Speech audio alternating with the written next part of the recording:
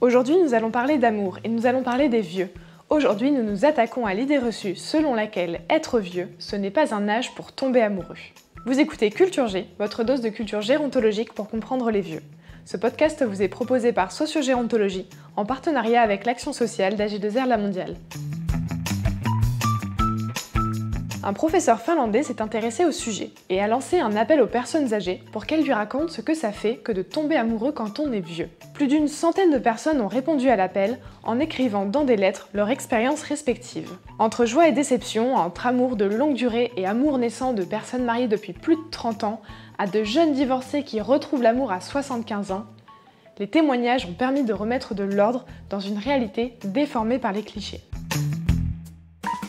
Alors, c'est quoi tomber amoureux ? Les scientifiques peuvent vous expliquer comment votre cerveau tombe amoureux et un sociologue peut très bien vous prouver que vous ne tombez pas amoureux par hasard. Cela reste néanmoins une expérience unique en son genre et propre à chacun. Mais est-ce différent de tomber amoureux quand on est vieux ?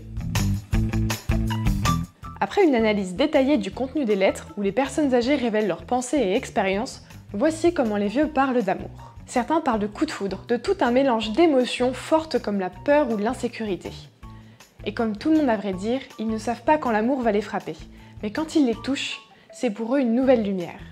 Une nouvelle source d'énergie qui rend la vie plus légère et leur fait apprécier les petites choses du quotidien.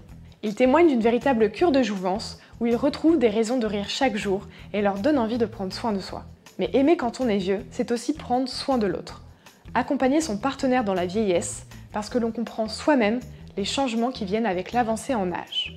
Mais cela leur semble irréel. Ils se demandent comment est-ce possible d'aimer et d'être aimé à mon âge ? Est-ce bien réel ce que je ressens ? Alors ils se prennent la main, se pincent, pour s'assurer qu'ils ne rêvent pas. Incroyable mais bien réel cette sensation de se sentir vivant. Et en effet, quoi de mieux qu'un mot doux, un sourire, des yeux qui brillent ou une caresse pour vous faire du bien ? Le toucher devient essentiel. Nous savons désormais que les interactions tactiles positives, comme se prendre la main ou se prendre dans les bras, apaisent et rassurent grâce aux hormones du bonheur qu'ils libèrent. Ce qui est important pour eux, c'est de se sentir aimés, pour qui ils sont, au-delà de leur âge, de leur ride ou du regard des autres. Et finalement, être accepté pour soi, n'est-ce pas une idée aussi vieille que les comédies romantiques que l'on regarde ? Une idée donc qui n'a pas d'âge, tout comme l'amour. Même si on a tendance à voir la vie en rose quand on est amoureux, la vie émotionnelle des personnes âgées reste un sujet invisibilisé, comme si vieillesse et vie sentimentale n'étaient pas compatibles. Par conséquent, les personnes âgées peuvent inhiber ou cacher des comportements d'attirance ou de tendresse envers autrui à cause du tabou que cela représente. Ignorer leurs besoins affectifs à cause d'une perception de la vieillesse limitée revient à nier une part de leur identité. Un problème dont les conséquences sont encore plus exacerbées dans la communauté LGBTQ+, pour qui le risque d'isolement est encore plus grand. Ne pouvant être qui ils sont et aimer qui ils veulent par peur de rejet, d'incompréhension ou d'exclusion, ils ont le sentiment de devoir cacher cette part d'eux-mêmes. Si vous aviez deux choses à retenir sur l'amour et les vieux, c'est qu'être accepté et aimé comme on est une valeur indiscutable et qu'il ne faut pas négliger son importance sur notre estime de soi et notre vie.